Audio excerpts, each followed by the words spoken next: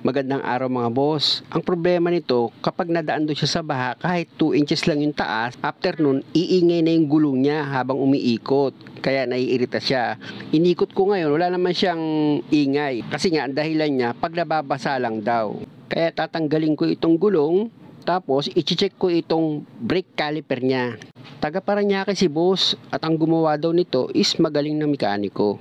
Pinakita niya nga sa akin yung sticker Sabi ko, sikat nga yan. Natakot na daw siya ibalik kasi baka mamaya madagdagan daw yung sira. Napanood niya daw kasi yung isang ginawa ko na ganitong klase din na sasakyan. Inisip niya baka stock up din daw yung pagkakalagay ng sliding pin. Totoo nga, ayan kita niyo pinapalo ko. Stock up din.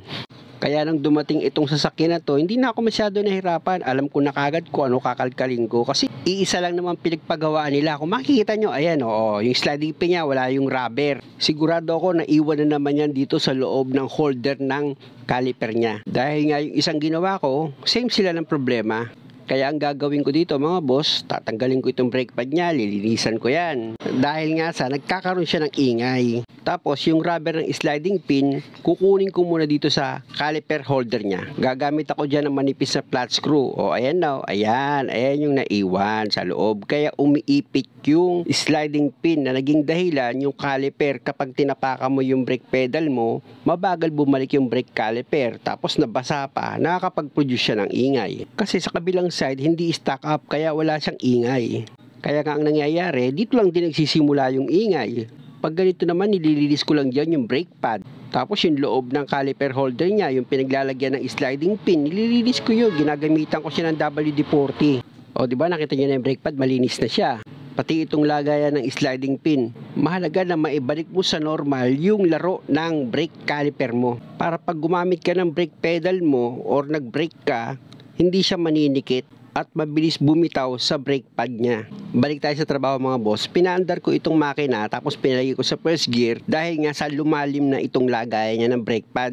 Itong gilid niya nagkaroon na ng harang. Possible din kasi ito na panggalingan ng ingay dito sa gulong niya. Kaya pinaandar ko para mas mabilis ko siyang matanggal pag ginamitan ko ng liha. At medyo kumapal na rin kasi yung kalawang dyan. Kaysa naman magpa-repiece pa ako, kaya naman yan na magnificent liha ko yan. Sabi nga, yung konting diferensya lang at magagawa mo na naman ng paraan, wag mo nang pagastusin yung customer. Tignan nyo, yung kumapal sa gilid na kalawang, natanggal ko na siya. Nilulusot mo na ngayon yung brake pad niya. Kasi nakalubog yung brake pad dyan nandun na tayo, dapat kailangan ipa-replace. Pero alam nyo naman, kailangan din ng budget. At dapat pag nagliha kayo, huwag niyo patatamaan yung gitna. Kasi pwedeng hindi pantay yung liha nyo. Pag nagpreno kayo, magkakaroon ng vibration sa brake pedal nyo. Kaya ayun ang huwag nyo gagawin. Yung gilid lang ang pinatamaan ko dyan. Tapos konting pasada lang sa gitna. Ganun lang. At dahil okay na, ilalagay ko na itong brake pad niya. Pero itong isang brake pad niya, dito nyo yan ilalagay sa brake caliper. Kung mapapansin nyo yung tinuturo ko, may bilog dun sa loob ng brake caliper nyo, isushoot nyo ngayon itong brake pad nyo. Pero ikalawit nyo po na dito sa gilid ng brake caliper. Yung ginagawa ko, panoorin nyo. Sushoot dapat yan sa butas ng brake caliper para lumapat siya. Kasi hindi nyo maisasalpak itong brake caliper pag hindi lumapat yun. At pag okay na, pwede nyo nang ilagay itong sliding pin nya dito sa taas. Sa paglagay ng sliding pin mga boss, dapat medyo hilot-hilutin mo yung pagkabit ng sliding pin para yung goma niya hindi matanggal. Ganon din dito sa baba mga boss. Kasi pag binigla mo yan, may possible yung goma tumabingi. Tapos kumapit dun sa gilid ng caliper holder mo, matatanggal siya. Okay, matitikwas, ibig sabihin mapuputol. Nang ibig kong sabihin, masisira, sasablay yung pagkakalagay mo.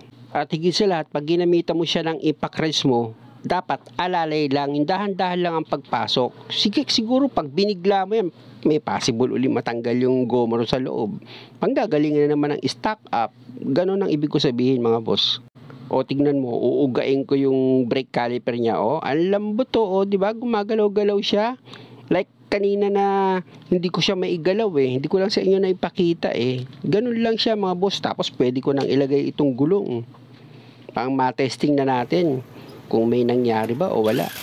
Siyempre, gamit ko ulit itong impact wrench ko na Bauer mid-torque mula sa pinakamurang power tools. Dahil nga sabi ng customer, pag nabasa daw ito, iingay daw. Kaya ginawa ko, inangat ko yung gulong, pinaandar ko siya. Tsaka ako ngayon binasa. Naiinis na ako. Hindi pa rin siya nag-iingay. Kaya sabi ko sa customer, bilisan mo ngayon yung pagpaandar mo ng ng makina para bumilis yung ikot ng gulong. Yan na, binilisan niya na mga boss. Hinataw. Nakita niyo, tining na oh. Kaya lang talagang hindi niya lumabas yung ingay niya eh. Kaya sabi ko sa customer na isa pa, na kung maaari, mas matulin pa. Ayaw kasi nung aalis siya dito na luhaan eh. Yung bang hindi na trace yung sira, ayaw ko ng ganun. Kaya ito, ulitin ko, papaandarin uli namin, pero sa mas mabilis na. Para sigurado, ito yan, matuli na yan mga boss ha, babasain ko ngayon yan. Kaya lang ang problema, eto, pati cellphone ko nabasa, kaya inilayo ko ng konti. Tapos sabi ko, uulitin natin yan. Gusto ko talagang maaning sira na yun eh, pag nabasado yung gulong iingay eh. Kaya lang, talagang yung pangyayari mga boss, awa naman ng Diyos, hindi niya lumabas yung ingay niya. Ganun pa man, sabi ko sa kanya, dahil sa tubig baha siya nag-iingay, idadaanan naman namin yan sa tubig baha. Para makaalis siya dito na talagang ayos yung sasakyan niya. Dito kasi sa gilid ng bahay ko, yan. Ayan may konting tubig dyan. Ganyan lang daw sabi niya eh. Umiingay na eh. Pag natalsikan lang daw eh. Ayan. Makailang ulit yan mga boss. Pabalik-balik siya. Talagang gusto ko talaga matrace yung sira na yun kung lalabas o hindi eh. Kasi nga, last week, kagagawa lang nito. Pinalitan pa yan ng brake master assembly. Kaya ang laki ng binayaran nito. Pati nga daw yung sa mga preno niya, yung mga piston, pinalitan din. Na hindi naman dapat palitan. Mahusay nga. Para sure, road test naman namin sa malayo. O mga boss, kayo na bahala humatol. Pakinggan nyo yung customer. Muli, maraming salamat sa panonood. Sana wag nyo naman kalimutang mag-subscribe sa channel ko. Salamat! Ano sa tubig? Pag dinamo sa tubig, talagang ganun? Ganyan lang? Gaganon siya. Oh? Kaya tawag dito, iniwasan kong bumuelo sa tubig. Talagang takbo ko lang, nasa 20 lang eh. Kapag matuling ka, talagang gagawin siya? Oo. Ayan. Pero ngayon, okay na? Okay na. Kasi gano'n pa lang, maririnig mo na agad yun eh. Gagawin. Parang may kinikis-kis siya doon sa gulong ko eh.